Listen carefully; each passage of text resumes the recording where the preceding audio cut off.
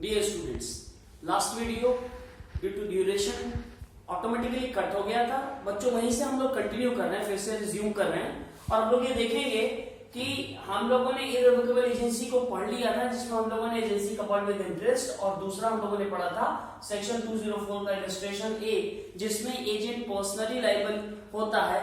ऐसी एजेंसी को रिवोक नहीं किया जा सकता, वो इररिवोकेबल एजेंसी कहलाती है। अब आगे हम लोग देखेंगे बच्चों इफेक्ट ऑफ टर्मिनेशन।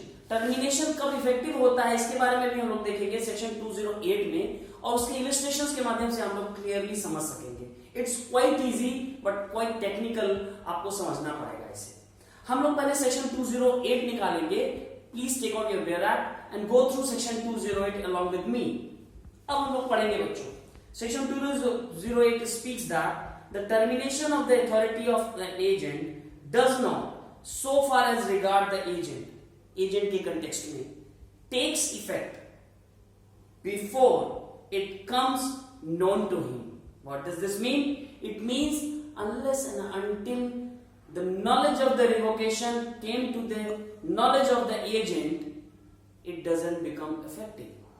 तो एजेंट को इसकी नॉलेज होनी चाहिए, ना कि पोस्ट ऑफिस में चिट्ठी डालने से मात्र से रिवोकेशन इफेक्टिव हो जाता है। बच्चों याद करो, हम लोग जब हम लोग जनरल कॉन्ट्रैक्ट पढ़ते थे तो जनरल कॉन्ट्रैक्ट में चिट्ठी डालने से ही मान लिया जाता था, लेकिन यहां पर that is the reason why these contracts are called special kind of contract. यही कुछ विशेषता है इन कॉन्ट्रैक्ट्स की। तो एजेंसी में क्या हुआ? एजेंसी में इफेक्टिव तभी होगा जब उसकी नॉलेज एजेंट को हो जाती है। Same as with the third person also. आगे कहता है कि so far as regard to third person before it becomes known to them, मतलब थर्ड पर्सन को भी तभी इफेक्टिव माना जाएगा उनके कंटेक्स्ट में जब उनके नॉलेज में आ जाएगा। तो इसका मतलब क्या हुआ? थर्ड पर्सन के कंटेक्स्ट में पब्लिक नोटिस, लोक सूचना देनी पड़ेगी प्रिंसिपल को कि I had been revoked the authority of such and such agent। हमने जो अथॉरिटी प्राधिकार में दिया था, मैंने उस अथॉरिटी को रिवोक कर दिया है। इस तरह की नॉलेज एजेंट को भी जानी चाहिए और सेम नॉलेज ही सेम एक पब्लिक नोटिस के माध्यम से थर्ड पर्सन को भी इसकी नॉलेज होनी चाहिए। अब इसके कंटेक्स्ट में इलस्ट्रेशन हम लोग देखेंगे और इस टॉपिक को क्लोज करेंगे। Illustration A directs B to sell goods for him. ये कहता है बी से, भैया मेरे बिहाफ पर कुछ सामान बेचो, and agrees to give 5% commission देगा उसको। A afterwards by letter revokes B's authority. A ने लेटर लिख दिया कि नहीं, don't sell the goods, I am going to revoke the authority which I had given to you by for selling the goods. उसने revoke कर लिया। B after the letter sent, ध्यान दो यही सारा खेल है, अंडरलाइन दिस पार्ट बेटा। B after the letter sent before he receives it, मतलब लेटर तो डाल दिया गया है पोस्ट ऑफिस में, बट रिसीव अभी नहीं हुआ है। बी के द्वारा sells the good for 100 rupees, और 100 रुपए में वो गुड्स को बेच देता है। The sale is binding on A and B is entitled for 5 rupees commission. It means what? It means कि एजेंट को रिवोकेशन की नॉलेज आ जानी चाहिए। अगर वो नहीं आती है, केवल चिट्ठी मात्र डाल देने से रिवोकेशन इफेक्टिव नहीं होता है। अब हम लोग आगे बढ़ेंगे बच्चों। A at Madras by letter directs B to sell him for some cotton lying in warehouse in Bombay। A Madras से कहता है भैया बॉम्बे में जो वेयरहाउस में कुछ सामान रखा हुआ है, go and sell it। Afterwards by letter revokes his authority to sell। लेकिन कुछ ही समय बाद लेटर जारी करता है, चिट्ठी, कि भैया मैं रिवोक करता हूं अथॉरिटी के सेल करने की, और जो माल वहां रखा हुआ है उसे मद्रास भेज दो। तो send it the cotton to Madras. B after receiving the second letter, B जो उसका एजेंट था, सेकेंड लेटर रिसीव करने के बावजूद enter into contract with C. ध्यान दो, सेकेंड लेटर जिसमें उसने कहा कि मैं अथॉरिटी रिवोक करता हूं और जो गुड्स है उसको तुम मद्रास भेजो, उसकी जानकारी होने के बावजूद भी जो उसका एजेंट बी होता है वह सी से कॉन्ट्रैक्ट में एंटर करता है। सी से कॉन्ट्रैक्ट में एंटर करता है।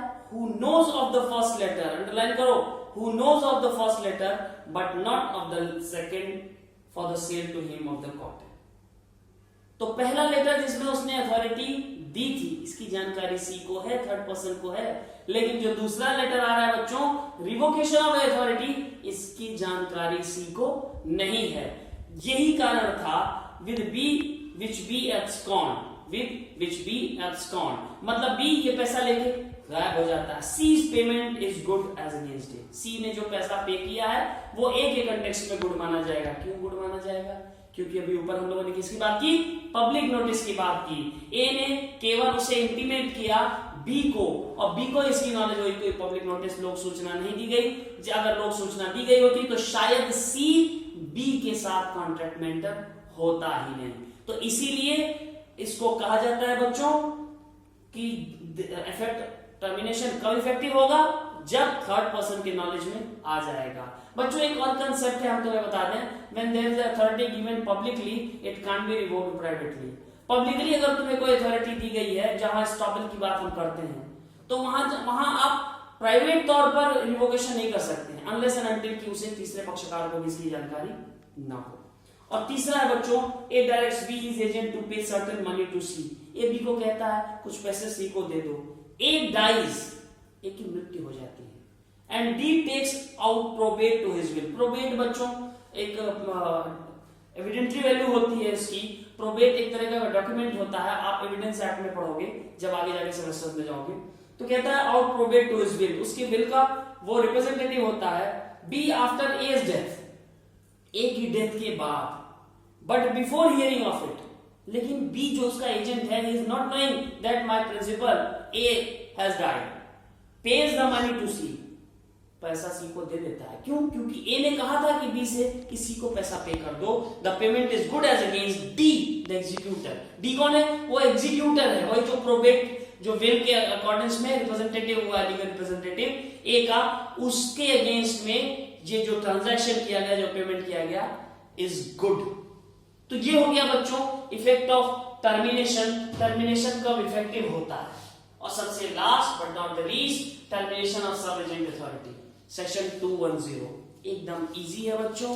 सेक्शन 210 कहता है कि the termination of authority of an agent causes the termination of the authority of the sub agent appointed by him। हम ये जानते हैं कि एजेंट द्वारा ही सब एजेंट अपॉइंट किया जाता है।